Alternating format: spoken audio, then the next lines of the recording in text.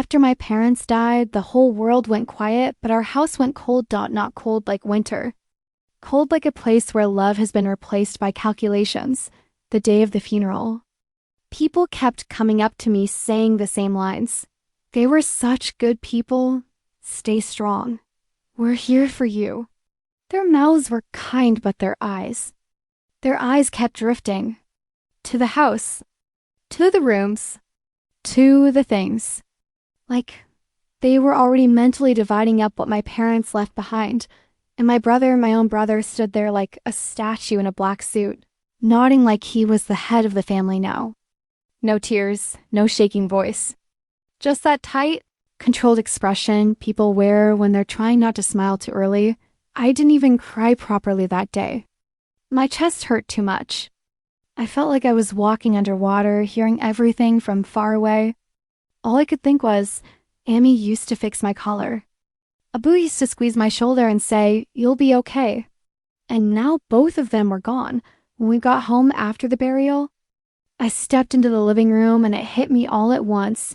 My mother's scent was still there. Faint, like a memory that hadn't realized it was supposed to leave. The couch where Abu used to sit, the photo frame on the wall, the little cracks in the paint I'd known since childhood. Everything looked the same, but it didn't feel like mine anymore. My brother walked in behind me, dropped his keys on the table like he owned the place, and said, "From now on, things will be different." I looked at him. Different? How? He didn't even meet my eyes. "I'm handling everything. Bills, paperwork, the house. We can't keep living like before." I swallowed. "We're grieving. Can we not?" He cut me off. "Grief doesn't pay electricity." That was the first time I felt it, something sharp under his voice. Not pain, not sadness. Something else. Like impatience. Like I was an inconvenience. Over the next few days, he changed the house without touching a single piece of furniture. The air changed. The rules changed.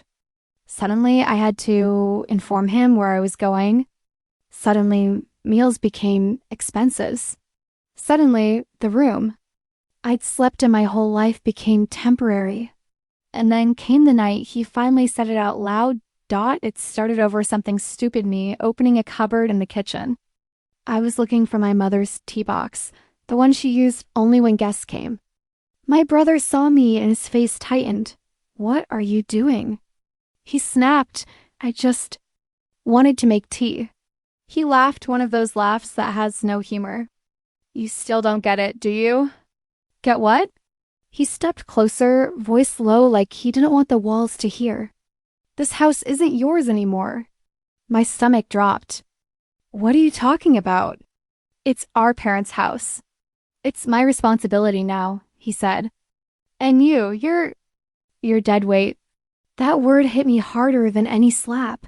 I stared at him, waiting for the punchline, waiting for him to realize what he'd just said. But he did in single quotes T. Instead. He walked to the hallway closet, yanked it open, and tossed a suitcase onto the floor in front of me. "Pack." My throat went dry. "You can't be serious." He crossed his arms. "I am serious. You're not a child anymore. Go stay with a friend. Figure it out." My voice shook.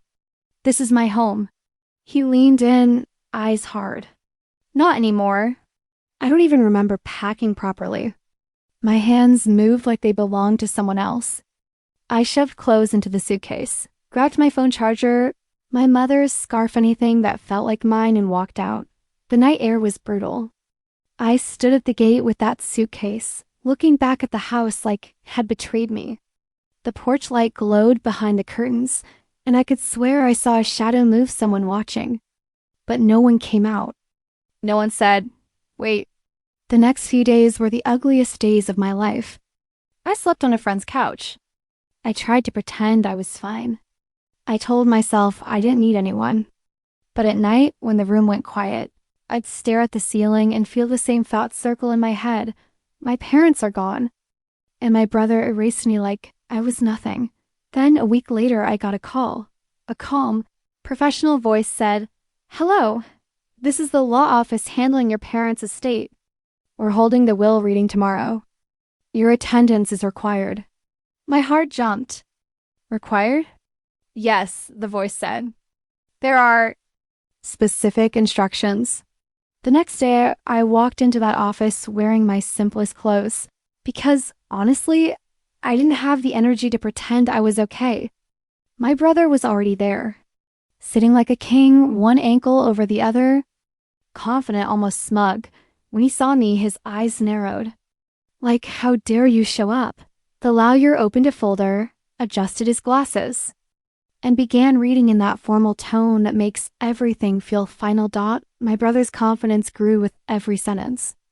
I could see it. He was already imagining the house keys in his pocket, already imagining me disappearing permanently. Then the lawyer paused. He looked directly at my brother and said, "Before we continue, I need to clarify something.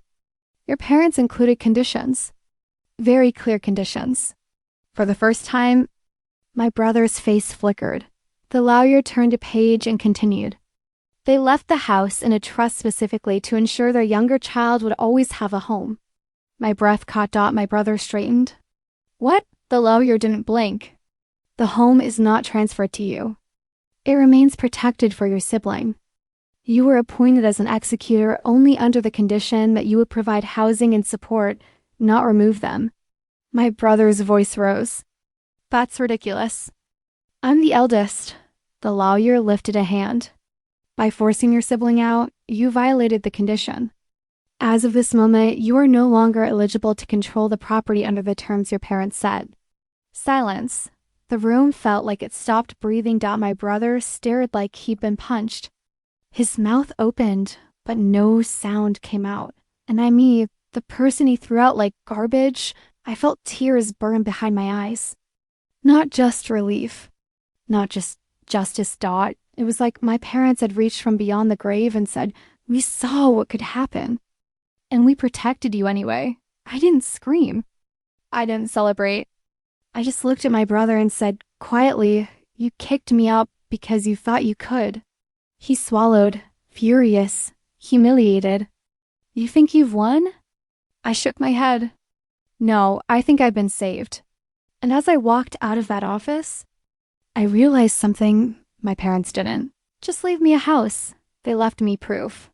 Proof that I wasn't nothing. Proof that I mattered. And proof that even in death, their love still stood between me and the cruelty of the living.